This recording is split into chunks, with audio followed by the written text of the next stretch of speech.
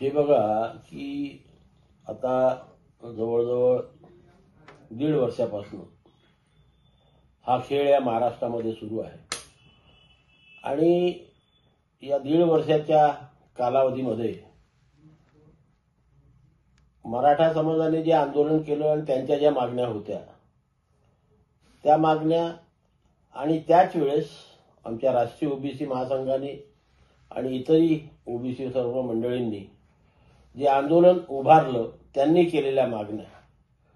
याचा जर विचार आपण सर्वांनी केला आणि त्याचं आत्मपरीक्षण केलं तर मराठा समाजाला या संपूर्ण आंदोलनामध्ये काहीच मिळालं नाही। पण ओबीसी समाजाने ज्या ज्या मागण्या आपल्या आंदोलनाद्वारे सरकारपुढे मांडल्या होत्या आणि 29 सप्टेंबरला माननीय मुख्यमंत्री एकनाथरावजी शिंदे, उपमुख्यमंत्री देवेंद्रजी फडणवीस, अजितदादा पवार आणि इतर मंत्र्यांसोबत आणि सर्व प्रशासकीय अधिकाऱ्यांसोबत जी चर्चा झाली होती आणि ज्या 15 मागण्या आमच्या सरकारने मान्य केल्या होत्या त्यातली एक मागणी जर सोडली जातीय जनगणनेची, त्याचं सुद्धा आश्वासन सरकारने आम्हाला दिलेलं होतं। उर्वरित मागण्यांचे शासन निर्णय सुद्धा निघाले आणि त्याची अंमलबजावणी सुद्धा झालेली आहे। हा एवढा मोठा राष्ट्रीय ओबीसी महासंघाचा विजय आहे आणि म्हणून ओबीसी समाज जे काही मागत होता ते सर्व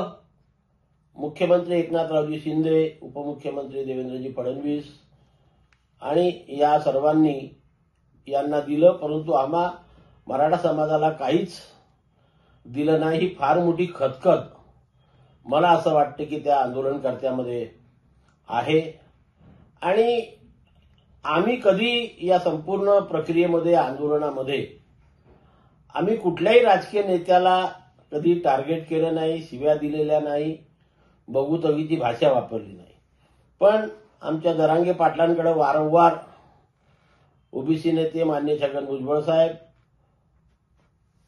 उपमुख्यमंत्री देवेंद्रजी फडणवीस आणि त्यांच्या संपूर्ण मंत्रिमंडळातील सदस्यांना, कधी कधी मुख्यमंत्र्यांना सुद्धा जे त्या प्रकारे ट्रोल करत होते आणि एकेरी भाषेमध्ये त्यांचा अपमान करत होते आणि हे कसे निवडून येतात आम्ही पाहू वगैरे धमक्या देत होते। दुर्दैवाने असं झालं की एवढं सर्व होऊन तीच मंडळी पुन्हा खूप मताधिक्याने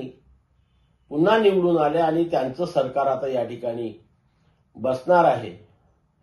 आणि म्हणून कदाचित पुन्हा नव्याने ते या आपल्या मागणीचा आग्रह धरणार असतील। पण मी वारंवार सांगितलेलं आहे की कुठलीही मागणी ही संविधानाच्या कक्षेमध्ये बसणारी असावी आणि न्यायालयीन प्रक्रियेच्या याच्यामध्ये बसणारी असावी आणि याचा अभ्यास त्यांनी करावा आणि नंतर त्या मागणीचा आग्रह करावा। आमच्या ओबीसी समाजाला माननीय मुख्यमंत्री एकनाथरावजी शिंदे, उपमुख्यमंत्री देवेंद्रजी फडणवीस यांनी ज्या प्रकारे सहकार्य आतापर्यंत केलेलं आहे, भविष्यात सुद्धा आमच्या ज्या काही उर्वरित मागण्या आहेत त्या मागण्या पूर्ण करण्याकरता नवीन येणारं सरकार हे ओबीसी समाजाला सहाय्य करतील अशी मी अपेक्षा करतो। जी मंडळी निवडून आली त्या सर्वांना शुभेच्छा देतो आणि नव्या सरकारसोबत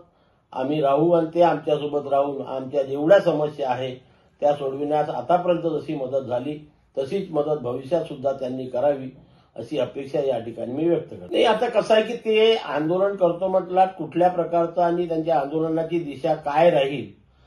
हे आम्ही लक्षात ठेवू आणि जर आमच्या विरोधामध्ये ओबीसीच्या विरोधामध्ये कुठली भूमिका ते घेणार असतील किंवा घेणार आहे असं ज्या दिवशी आमच्या लक्षामध्ये येईल त्या दिवशी ओबीसी समाज सुद्धा तेवढ्याच ताकदीने आपल्या स्वतःच्या संविधानिक अधिकाराच्या रक्षणाकरता रस्त्यावरती यायला सज्ज राहील। एबीपी माझा, उघडा डोळे बघा नीट।